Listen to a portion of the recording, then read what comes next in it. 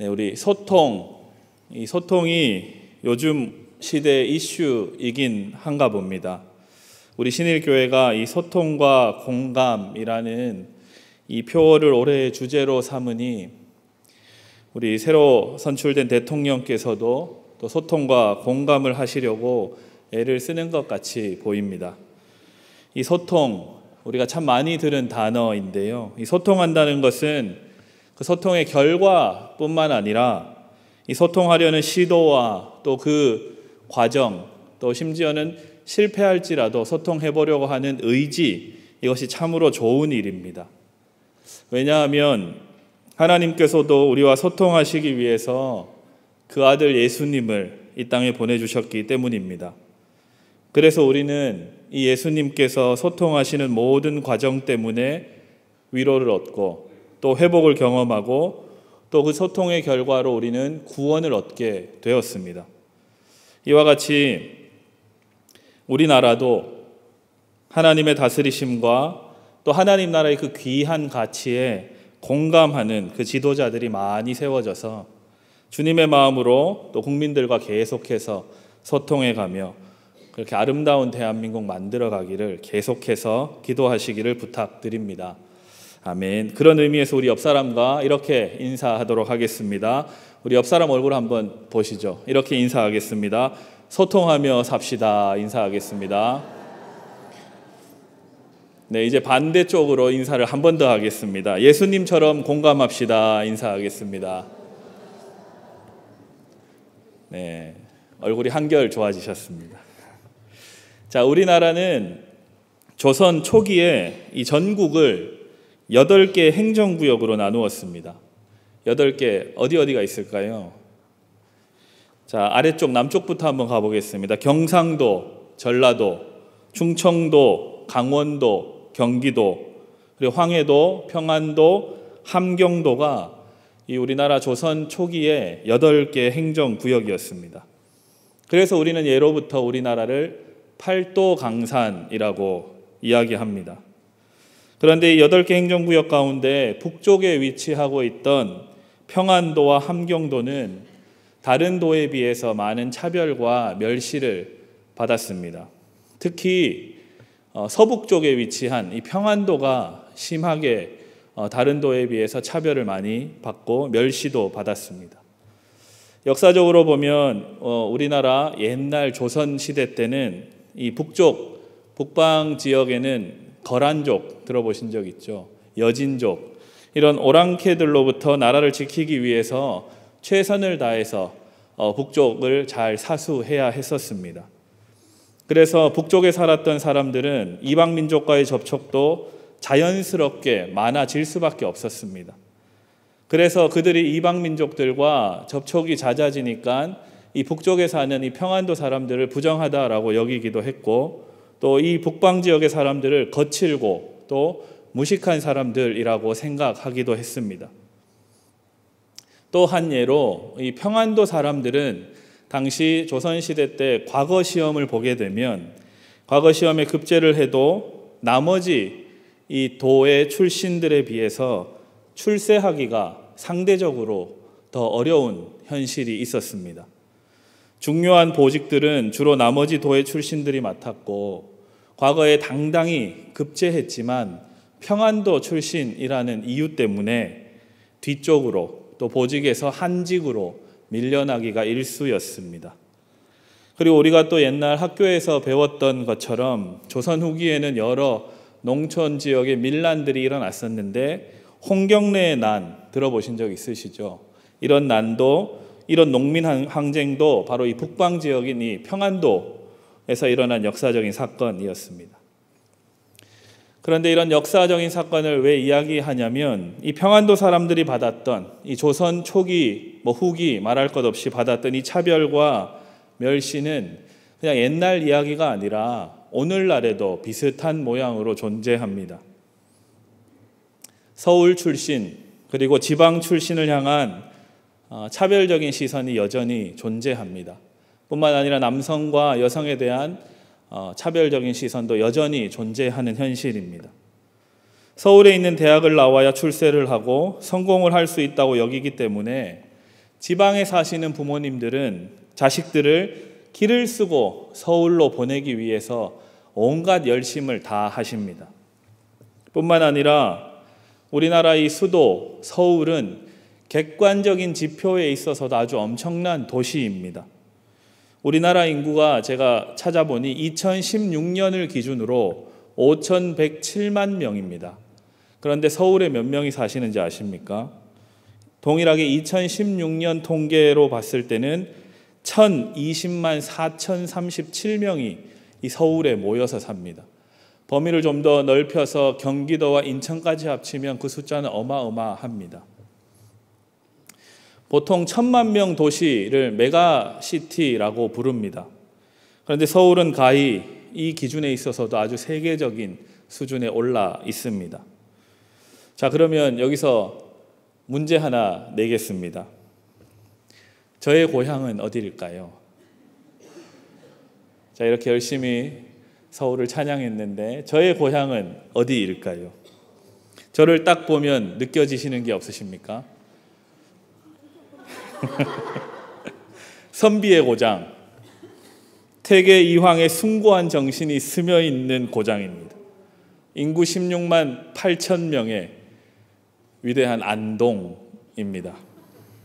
저는 어릴 때부터 공부 열심히 해서 대학은 무조건 서울에 있는 곳으로 가야 된다라고 아주 지겹도록 들으면서 자랐습니다. 대학을 서울로 가지 못하면 인생에서 실패한 사람 취급당하는 분위기였습니다.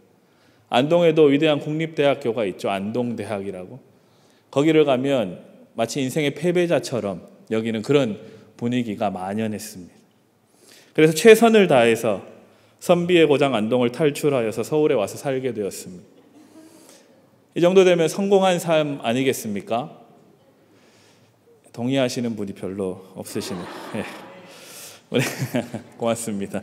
우리 신일교회 담임 목사님을 비롯한 우리 부목사님들 8분이 계신데 이 가운데 1명 빼고는 모두 지방에서 태어나셨습니다. 자, 조사를 해보니까 지방에서 다 태어나셨고 오직 한 분만 서울에서 태어나셨습니다. 누군지는 밝히지 않겠습니다.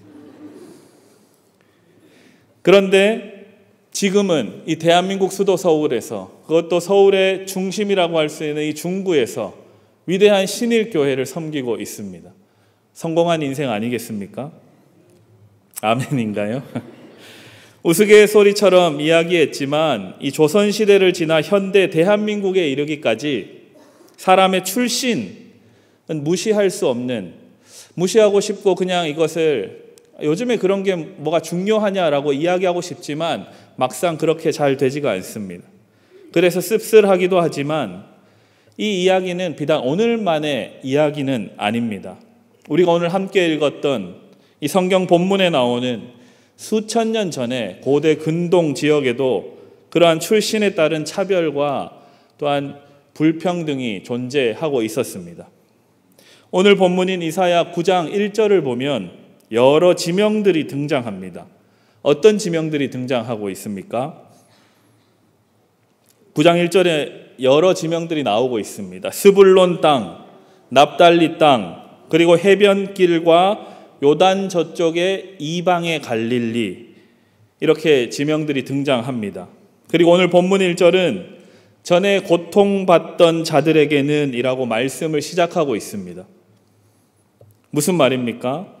스불론, 납달리, 해변길, 그리고 그 갈릴리, 그것도 이방의 갈릴리라고 불려지는 그 지역에 사는 많은 사람들이 고통을 받았다라는 이야기입니다. 우리 말씀과 함께 여러분 잘 하고 계시죠? 우리 말씀과 함께를 보면 9쪽에 보면 지도 하나가 나와 있습니다. 예수님 당시에 이 이스라엘 지역의 지도가 나와 있는데 그 지도를 한번 함께 보겠습니다. 잘 보이실지는 모르겠지만 이스라엘의 지도를 보면 남쪽은 유대라고 적혀 있습니다. 남유다를 말하는 것입니다. 우리가 잘 아는 지명들이 등장하죠. 예루살렘, 베들레헴, 베다니, 엠마오, 이러한 지명들이 남쪽 유다 지역, 이 이스라엘의 남쪽에 위치하고 있습니다. 그리고 북쪽으로 눈을 좀 돌리면 사마리아라는 굵은 글씨를 더 올라가면 가나를 지나서 조그마한 호수가 보입니다. 저곳이 바로 갈릴리 호수입니다. 저기를 중심으로 벳세다, 가버나움, 그러한 우리에게 익숙한 도시들이 있고, 그 주변을 조금 벗어나면 나사렛이라고 하는 지명도 보이고, 또 나인이라고 하는 나인성 과부가 나왔던 그 지역도 보입니다. 오늘날로 비유하자면 수도 서울과 같은 이스라엘 남쪽의 중요한 지점인, 중요한 장소인 예루살렘, 그리고 베들레헴, 그리고 지방 도시들이었던 이스라엘 북쪽의 가버나움, 벳세다, 나사렛, 이 등과 같은 갈릴리 지역이 오늘 이스라엘 지도를 보면 잘 볼 수가 있습니다. 그런데 오늘 말씀을 읽어보니 이 지방 도시들에 해당되는 북쪽 지역, 사마리아 북쪽 지역에 사는 사람들이 고통을 당하면서 살고 있었다라고 이사야 9장 1절은 말씀합니다. 왜 고통을 당했을까요? 갈릴리는 또 왜 이방의 갈릴리라고 불렸던 것일까요? 이방의 갈릴리는 우리가 아까 지도 위쪽에서 살펴봤던 조그마한 갈릴리 호수, 또 성경에는 디베랴 바다라고도 하는 그 갈릴리 호숫가 주변의 도시들을 가리키는 말입니다. 그러니까 갈릴리 지역인 것입니다. 거기에 사는 이스라엘 백성들은 동족들로부터, 그러니까 예루살렘을 중심으로 하는 당시 남쪽, 오늘날 서울과도 같은 그 지역에 사는 사람들로부터 이방인에 가까운 부정하다라고 여겨지는 취급을 받으면서 살았습니다. 같은 유대 민족이지만 혈통적으로는 베들레헴과 예루살렘에 사는 사람들과 다른 출신이라고 여겨진 것입니다. 같은 유대 민족인데. 그래서 성경을 보면 나다나엘이라는 사람이 이런 이야기도 하죠. 나사렛에서 선한 것이 날 수 있느냐, 이런 아주 도발적인 이야기도 합니다. 그런 말로 갈릴리 출신들을 비하하고 있습니다. 성경은. 실제 갈릴리 지역에 사는 유대인들은 우리가 지난 겨울에 읽었던 예언서의 수많은 이야기들을 통해 알았던 것처럼 아수르라는 제국을 비롯한 북쪽에 위치한 힘이 세고 영토가 넓은 나라들로부터 늘 침략당하고 큰 피해를 입었으며, 또한 그들과 어쩔 수 없이 왕래하며 섞여 살게 되면서 이 유대 민족이라는 민족적인 정체성의 위기를 때때로 맞이할 수밖에 없었습니다. 뿐만 아니라 잘 알다시피 사마리아를 지나 밑으로 쭉 더 내려와야 이 중앙, 당시 예루살렘 성전, 하나님이 계신다라고 여겨졌던 그 성전에 이룰 수 있었기 때문에, 이 중앙 성전에서 참 많이 떨어져 있었기 때문에 국가적인 혜택도 받기가 참 힘들었습니다. 그리고 시도 때도 없이 북쪽에서부터 쳐들어오는 적들의 침략 때문에 한시도 마음이 편할 날 없이 그렇게 살고 있었던 것입니다. 그리고 실제로 우리 예수님께서 이 땅에 오시기 전, 오늘 이사야 본문의 시대는 그 한 800년 전의 이야기입니다. 이사야 시대 때 실제로 아수르 제국에게 침략당하면서 북쪽 이스라엘 전체가 망해버렸습니다. 그리고 아수르 민족의 이주 정책에 따라서 북이스라엘 백성들은 이방 민족과 혼합되기 시작하면서 그들의 아이를 낳고 기르게 되면서 민족적인 정체성을 잃어버리게 된 것입니다. 그래서 유대인으로서 가지고 있는 하나님 신앙, 하나님이 선택한 선민으로서의 자신들의 민족적인 정체성을 잃어버리게 된 것입니다. 우리에게도 이러한 역사적인 아픔이 있죠. 청나라가 일으킨 병자호란 때 조선 팔도 강산이 아주 짓밟히는 일이 있었습니다. 이 청나라 군대는 조선 여인들을 성적인 놀이개로 삼고, 또 청나라 수도였던 당시 선양까지 끌고 가서 노예로 삼고 몸종으로 삼았습니다. 그 가운데 운이 좋은 여인이 목숨을 부지하고 또 속환이라고 하는 돈을 지불함으로써 그 팔려갔던 몸을 회복하고 조국인 우리 땅으로 돌아올 수가 있었는데, 이 돌아온 사람들은 당시 우리 땅에 살고 있던 민족들로부터 몸을 버렸다, 수치스럽다라고 손가락질 당했습니다. 그래서 이들을 돌아왔다라고 해서 환향녀라고 우리가 부르기도 하고 또 비난하기도, 비하하는 용어로 사용하기도 합니다. 이런 아픈 역사가 우리에게도 있습니다. 이와 비슷하게 북이스라엘의 사마리아와 그 북쪽이었던 갈릴리 지역에 살던 이스라엘 백성들은 예루살렘을 중심으로 살고 있던 유대인들에게, 유대 민족들에게 차별과 무시와 멸시를 받게 된 것입니다. 그러한 차별과 공공연한 이 멸시를 당하던 이방의 갈릴리 지역에 관해서 오늘 본문은 이렇게 말씀하고 있습니다. 오늘 이사야 9장 2절 말씀을 다시 한번 우리가 함께 읽어보도록 하겠습니다. 2절 말씀 함께 읽습니다. 시작. 흑암에 행하던 백성이 큰 빛을 보고 사망의 그늘진 땅에 거주하던 자에게 빛이 비치도다. 아멘. 큰 빛이 이 갈릴리 지역에 사는 사람들에게 비칠 것이라는 예언의 말씀입니다. 흑암에 행하던 백성은 문자적으로 봤을 때 빛이 전혀 없는 칠흑과도 같은 어둠, 다시 말하자면 절망, 슬픔, 고통, 어려움이 가득한 그 삶을 살아가는 사람들, 갈릴리 지역에 그렇게 수탈당하고 멸시당하며 차별당하며 살아가야 했던 그들의 삶을 가리키는 말입니다. 이어서 나오는 사망의 그늘진 땅에 거주하던 자, 언제 죽을지 모르는 그 침략의 위기 앞에 날마다 가슴 졸이며 살았던 것입니다. 다시 말하자면 모든 소망이 끊어져서 절망만이 가득한 이 갈릴리 사람들에게 빛이신 예수님께서 오실 것이라고 오늘 이사야서는 예언하고 있는 것입니다. 또한 오늘날 흑암과 사망의 그늘진 삶을 사는 성도들이 계시다면 오늘 이 자리에 슬픈 마음으로 절망하는 마음으로 앉아 계신 우리 성도들에게도 이 빛이신 주님께서 임하셔서 모든 어둠과 사망의 그늘을 몰아내 주실 것이라고 오늘 본문은 분명하게 말씀하고 있습니다. 주님께서 임하시면 어떻게 될까요? 오늘 3절은 이렇게 이야기합니다. 제가 읽어보겠습니다. 주께서 이 나라를 창성하게 하시며 그 즐거움을 더하게 하셨으므로 추수하는 즐거움과 탈취물을 나눌 때의 즐거움 같이 그들이 주 앞에서 즐거워하겠다고 말씀합니다. 그리고 4절을 읽어보니 미디안의 날과 같이 하시겠다라고 약속하십니다. 미디안의 날이 무엇일까요? 사사시대 기드온의 300용사 잘 알고 계시죠? 기드온의 이 300용사가 미디안의 군대, 성경은 이렇게 묘사합니다. 사사기 7장을 찾아보면 해변의 모래와도 같이 많은 미디안의 군대를 이 기드온의 300용사가 기적적으로 물리칩니다.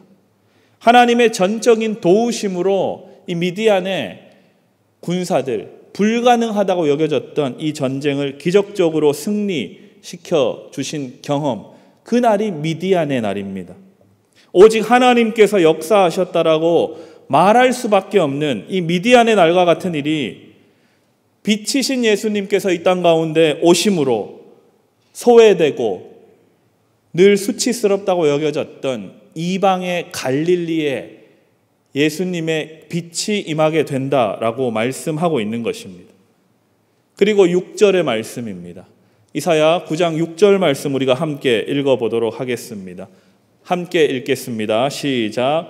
이는 한 아기가 우리에게 낳고 한 아들을 우리에게 주신 바 되었는데 그의 어깨에는 정사를 메었고 그의 이름은 기묘자라 모사라 전능하신 하나님이라 영존하시는 아버지라 평강의 왕이라 할 것임이라.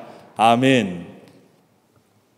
예수님께서 오시면 기묘자, 모사, 영광의 왕, 평강의 왕이신 예수님께서 오시면 이방의 갈릴리와 같은 수탈과 수치의 땅이 기쁨과 영광의 땅으로 변하게 됩니다. 사랑하는 성도 여러분, 우리 자신을 한번 돌아보면 어떻습니까? 우리는 모두 죄인입니다. 저도 죄인이고 여기 앉아 예배드린 여러분도 이 죄인이라는 이 고백 앞에 자유로운 사람이 한 사람도 없습니다. 그런 우리의 인생에 주님께서 찾아오십니다. 빛이신 예수님께서 우리의 삶에 오셔서 어둠과 실패와 낙심으로 가득 찼던 우리 존재를 빛 가운데로 그 영광으로 인도해 주십니다. 나의 노력과 나의 재능과 나의 능력으로 우리의 죄가, 우리의 실패가 온전히 회복되지 않습니다. 오직 주님이신 그리스도께서 오심으로 말미암아 우리의 모든 연약함과 우리의 실패와 우리의 어둠과 슬픔과 고난과 답답함이 해결되는 것입니다. 주님이신 그리스도께서 오심으로 이방의 갈릴리가 영화롭게 변하게 될 것이다라는 이 예언의 말씀이 마태복음 4장을 가서 예수님께서 그 말씀을 친히 이루고 계십니다. 우리의 존재와 인생도 주님 때문에, 그 무엇 때문이 아니라 오직 주님 때문에 영광스럽게 변화될 것입니다. 아멘. 다윗의 혈통으로 오신 예수님께서는 구약의 미가라는 예언자의 예언대로 베들레헴에서 태어나셨습니다. 베들레헴이 아까 지도상에 어디에 있었죠? 남유다 예루살렘 근처에 있었습니다. 오늘날로 치면 서울의 한복판 아주 유명한 곳에 예수님께서 태어나신 겁니다. 그런데 예수님께서 유명한 곳, 사람들의 이목이 집중된 곳, 누구나 살고 싶어하는 그곳에 살지 않으시고 이방의 갈릴리 지역인 나사렛으로 가서 사셨습니다. 그래서 나사렛 예수라고 우리는 부릅니다. 또한 갈릴리를 주 무대로 삼아서 공생애의 삶을 온전히 사셨습니다. 명절 때 규례에 따라서 예루살렘을 1년에 몇 차례 올라가시긴 하셨지만 그곳에 오래 머물지 않으시고 다시 오늘날로 비유하자면 시골이라고 여겨졌을 만한 이방의 갈릴리로 다시 돌아오셔서 그곳에서 치유와 가르치고 전파하는 사역을 하신 것입니다. 무슨 말입니까? 그리스도이신 예수님께서 이방인들의 땅이라고 여겨졌던 이 사마리아보다 더 위쪽에 있는 북쪽에 있던 관심 밖에 있었던 시골 마을 갈릴리에 오심으로 멸시천대받던 그 이방의 갈릴리라고 불려졌던 그곳에 큰 빛이 임하게 되었고 갈릴리의 백성들이 하나님을 경험하는 큰 영광을 누리게 된 것입니다. 오늘날로 적용해 보겠습니다. 우리 주님은 주류 사회의 기득권을 위해서 오지 않으셨고 이방의 갈릴리처럼 소외되고 존재감이 없는 이들에게 마음에 상처가 가득하고 슬픔이 가득하고 절망이 가득한 우리들의 인생에 찾아오셔서 우리의 눈물을 닦으시고 아픔을 고치시고 슬픔을 위로하실 것입니다. 2000년 전에 오셨지만 지금도 우리를 향해서 오고 계시고 다시 오시겠다 약속하신 그 주님을 우리가 구주로 고백하는 것입니다. 성도 여러분, 절망과 슬픔 때문에 삶에 대한 소망이 끊어지셨습니까? 주님께서 여러분의 삶에 찾아오셔서 절망을 소망으로, 슬픔을 기쁨으로 변화시켜 주실 것입니다. 아멘. 오직 주님께서 우리 삶에 날마다 찾아오셔서 미디안의 날처럼 적극적으로 개입해 주셔서 다스려 주시기를 기도합시다. 이방의 갈릴리와 같은 아무도 거들떠보지 않는 곳으로 우리 주님께서는 친히 찾아가십니다. 이미 너무 절망과 슬픔과 고통이 가득해서 소망을 품을 수조차 없는 우리의 메마른 심령에 우리 주님께서 오늘도 지금 이 시간도 찾아오고 계십니다. 나 스스로 나 자신조차도 희망을 이야기할 수 없는 이 절망스러운 이 시대 현실 앞에 우리의 삶 가운데 주님이 오셔서 오늘 말씀대로 정의와 공의로 우리를 다스려 주실 것입니다. 그래서 오늘 본문 7절 마지막 구절은 이렇게 이야기합니다. 여호와의 열심히 이를 이루시리라. 아멘. 여호와의 열심히 이를 이루실 것입니다. 반드시 오늘 이 수요일 이 귀한 시간을 내서 하나님 앞에 나와 예배드리는 내 삶의 고민과 어려움과 답답함이 있지만 그럼에도 불구하고 주 앞에 나와 우리의 시간을 드리고 마음을 드리고 우리의 온 존재를 하나님 앞에 바치기를 원하는 여러분들과 같은 성도들에게 여호와의 열심이 여러분의 삶을 끝까지 책임지시고 인도하실 것입니다. 아멘. 한 사람을 소개하고 설교를 마무리하겠습니다. 2차 세계대전이 끝나고 독일의 베를린이라는 곳에 장벽이 세워지기 전의 이야기입니다. 270만 명에 이르는 동독 사람들은 베를린 장벽이 세워지면 동서로 이동하는 것에 제한이 생기니까 그 270만 명 정도가 동독 사람들은 자유를 찾아서 서독으로 피난하기 시작했습니다. 그런데 이때 다 동독에서 서독으로 넘어오는 이 행렬 가운데 서독 출신의 카스너 목사님이 계셨는데 이 목사님이 동독에 목회자가 부족하다는 소식을 듣고 이 피난 행렬을 거슬러서 오히려 동독으로 발걸음을 돌립니다. 이 카스너 목사님의 첫째 딸이 태어난 지 6주밖에 안 되었을 때의 이야기입니다. 서독에서 있으면 안정적인 삶을 누릴 수 있었는데 그 삶을 포기한 아버지 때문에 그 딸은 태어난 지 6주 만에 동독으로 가게 되었습니다. 동독은 어떤 곳이었냐면 오늘날 북한과도 같은 곳입니다. 무신론이 팽배하던 사회주의가 만연했던 그 동독에서 이 6주밖에 안 된 첫 딸은 삶을 시작하게 된 것이죠. 하지만 이 여자 아기는 아버지의 철저한 신앙교육을 받고 아주 잘 자라게 되었습니다. 그리고 나중에 이렇게 이야기합니다. 신앙은 저에게 있어서 기도의 능력을 선사해 주었습니다. 부족한 저의 모습을 되돌아볼 수 있도록 도와주었고 겸손한 자세로 섬김의 삶을 살도록 저를 이끌어 주었습니다. 그것이 저에게 있는 신앙의 힘이었습니다. 이렇게 고백합니다. 이 여인이 누군지 아십니까?